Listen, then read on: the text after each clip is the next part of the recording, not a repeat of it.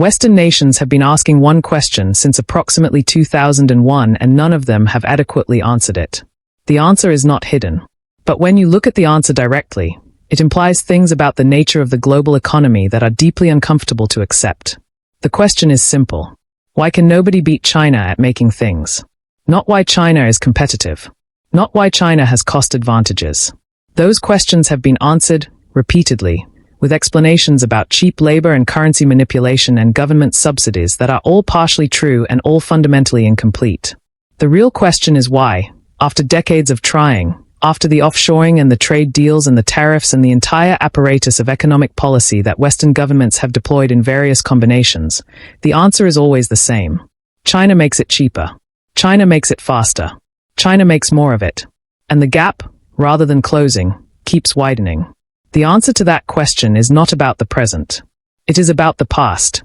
It is about a set of decisions made over a very long period of time, some of them made in Beijing in the 1970s and 1980s, and some of them made much earlier, that created something in China that cannot be replicated by policy decisions or trade agreements or the relocation of factories. Something that took decades to build and would take decades to dismantle even if China wanted to dismantle it, which it does not. To understand what that something is, you have to go back. Not to Deng Xiaoping's reforms, though those matter. Not to Mao, though Mao matters too. You have to go back to the specific relationship that Chinese civilization developed with production itself over centuries of institutional and cultural evolution, before the West had fully industrialized and before the global economy had taken the shape it currently holds. Because what China built, in the decades after 1978, was not just a manufacturing sector. It was the most complete and most deeply integrated production ecosystem in the history of human economic organization. And the roots of that ecosystem go deeper than any trade policy or any government directive. They go into something that economists are not always comfortable discussing because it does not fit neatly into the models. They go into the specific way that a civilization thinks about work, about production, about the relationship between effort and survival that 2 centuries of extraordinary historical pressure had burned into the institutional and cultural DNA of the Chinese economy before the first special economic zone was ever proposed. That story has 3 chapters, and none of them are the chapter that the Western economic establishment has been reading. The first thing you need to understand about Chinese manufacturing dominance is that it was not built on cheap labor. Cheap labor was the entry point. It was the door that foreign investment walked through in the 1980s and 1990s when Western companies discovered that a factory worker in Shenzhen could be paid a fraction of what a factory worker in Detroit or Birmingham demanded. The cheap labor argument is real and it explains the initial attraction. It does not explain the persistence. Because Chinese manufacturing wages have been rising for 30 years and China's manufacturing dominance has been rising alongside them. The cheap labor door closed a long time ago. China is still inside the building. What kept China inside the building after the door closed was something that economists call industrial clustering, and that anyone who has actually visited the manufacturing regions of Guangdong or Zhejiang understands is something considerably more powerful than that term suggests. In Yiwu, a city in Zhejiang province, there is a single market complex so large that it takes days to walk through it, containing over 75,000 individual stalls selling every category of small manufactured good imaginable. The suppliers who stock those stalls are within driving distance. The suppliers who supply those suppliers are within driving distance of them. The entire supply chain from raw material to finished product to global distribution exists within a geographic radius that in any other manufacturing region in the world would take weeks or months to navigate. This is what took decades to build and cannot be replicated by policy decision. The density of the supplier network. The depth of the manufacturing ecosystem. The accumulated expertise of the workers, the managers, the logistics operators, the quality controllers, the tool makers, the mold makers, the engineers who have spent their entire careers within this ecosystem and whose knowledge is embedded not in any single factory or any single company but in the geography itself. In the specific accumulated human capital of a region where manufacturing is not an industry but an environment. The historical parallel that illuminates this most clearly is not recent. It is the industrial districts of Victorian Britain, the textile clusters of Lancashire, the metalworking clusters of the Black Country, the pottery towns of Staffordshire, where the accumulated expertise of generations of workers and craftsmen created a productive environment that competitors from other regions and other countries found almost impossible to replicate even when they had access to the same machinery and the same raw materials. The machinery could be copied. The ecosystem could not. China built the same kind of ecosystem, but at a scale that Victorian Britain never approached, across a territory the size of a continent, with a workforce larger than the entire population of Europe. But the clustering and the ecosystem, as powerful as they are, still do not fully answer the question, because other countries have tried to build competing clusters. Southeast Asia has been trying for decades. India has been trying. Mexico has been trying. And none of them have succeeded in displacing China at the level that the scale of the attempt would suggest they should have by now. The reason they have not succeeded brings us to the second chapter of the story. And it is the chapter that makes Western economists most uncomfortable because it cannot be addressed with trade policy or investment incentives or any of the conventional instruments of economic competition. China does not think about production the way the rest of the world does. In the Western economic model, production is a means to an end. The end is consumption. Factories exist to make things that people buy. When demand falls, production falls. When markets are saturated, investment slows.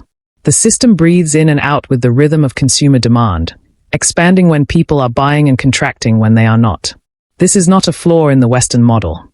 It is how market economies are supposed to work. Supply responds to demand. The invisible hand allocates resources to their most productive use as revealed by what consumers are willing to pay for. China operates on a different logic. A logic that has its roots in a historical experience of scarcity and vulnerability so extreme and so prolonged that the relationship between production and survival became embedded in the institutional DNA of the Chinese state in ways that market signals alone cannot override. China produces because production is survival. Not in the metaphorical sense that economies need to produce to grow. In the literal sense that a civilization that spent significant portions of the 19th and 20th centuries unable to feed itself, unable to defend itself, unable to supply its own basic needs from its own resources, developed a relationship with productive capacity that treats a closed factory not as an economic response to falling demand but as an existential failure. This is what explains the phenomenon that Western economists describe as overcapacity and that Chinese planners experience as security. China deliberately produces more than the market can absorb in the short term. It builds factories beyond immediate demand. It invests in productive capacity ahead of the consumption that will eventually justify it. This looks, from the outside, like an irrational economic strategy. It looks, from the inside, like the only rational response to a historical experience that taught, at enormous cost, that productive capacity is the difference between sovereignty and subjugation. The West has been trying to compete with this logic using a different logic. And the results, after 30 years, speak for themselves. The third chapter of the story is the one that nobody who buys a cheap product on a global e-commerce platform thinks about. But it is the chapter that explains why the price is what it is and why it will probably keep falling and why the factory that made the product will probably still be running long after the company that ordered it has gone through 3 rounds of restructuring and 2 changes of ownership. China floods markets deliberately. This is not a secret. It is not even controversial among economists who study Chinese industrial policy. The strategy of producing at volumes that drive prices below the level at which foreign competitors can survive, capturing market share, eliminating competing production capacity, and then existing in a market that has become structurally dependent on Chinese supply, is documented in the industrial policy literature and visible in the trade data of every sector where it has been applied. Steel, solar panels, electric vehicles, telecommunications equipment. The pattern is consistent. Chinese producers enter a market at prices that their foreign competitors cannot match. The foreign competitors contract or exit. The Chinese market share expands. And the possibility of rebuilding competing industrial capacity in the countries that have lost it becomes progressively more difficult as the supply chains, the workforce expertise, and the institutional knowledge that a competing industry requires atrophy through disuse. The historical precedent for this strategy is not found in the economics of the 20th century. It is found in the commercial history of the great trading empires of the early modern period. The Dutch East India Company's approach to the spice trade was structurally identical. Dominate supply. Use that dominance to set prices. Use political and military power to prevent competitors from developing alternative supply. The VOC used warships and monopoly contracts. China uses productive overcapacity and government-backed financing that allows Chinese producers to survive periods of below-cost pricing that would bankrupt a privately financed competitor. The instrument is different. The strategy is the same. What makes the Chinese version of this strategy more durable than the Dutch version is that the Dutch monopoly rested on the control of a specific geographic resource, the Spice Islands, that could in principle be broken by anyone who could physically access an alternative source. Pierre Poivre broke the nutmeg monopoly by smuggling seedlings out of the Dutch-controlled islands. The Chinese manufacturing monopoly does not rest on the control of a geographic resource. It rests on the control of an ecosystem, of accumulated human capital, of supplier density, of institutional knowledge embedded in the geography of the manufacturing regions themselves. You cannot smuggle that out in your luggage. You cannot replicate it with a government investment program on a 5-year timeline. You can only build it the way China built it, over decades of sustained, coordinated, strategically directed industrial development that treated productive capacity as a national security priority rather than a market outcome.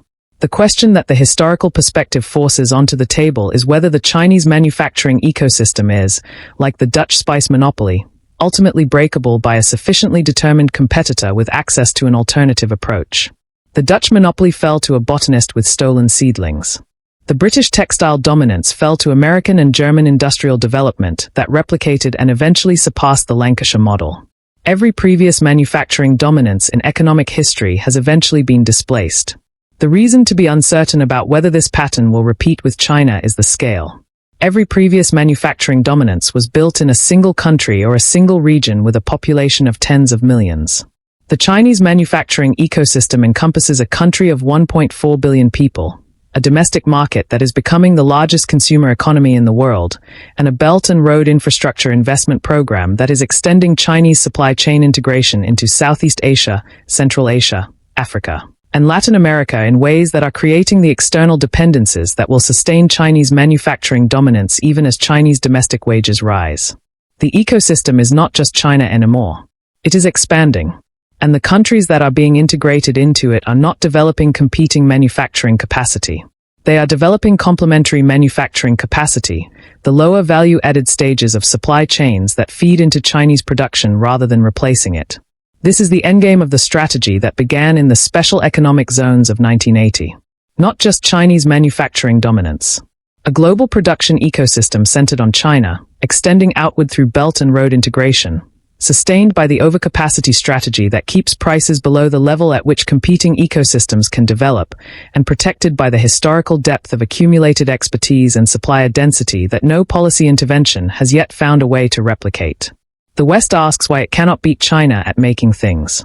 The historical answer is that it is not competing with a policy. It is not competing with a subsidy regime or a currency manipulation or any of the instruments that trade policy is designed to address. It is competing with a civilization that decided, at a specific moment of historical vulnerability, that productive capacity was survival. And that has not changed its mind since. That decision was made in the shadow of a century of humiliation, of colonization, of the specific experience of what happens to a civilization that cannot make enough of what it needs to defend itself and feed itself and sustain itself in a world where the alternative is dependence on people who do not have your interests at heart.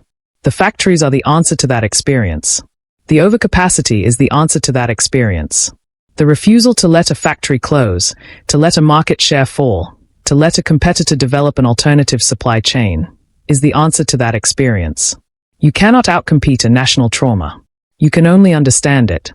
And understanding it is where any serious conversation about the future of the global economy has to begin.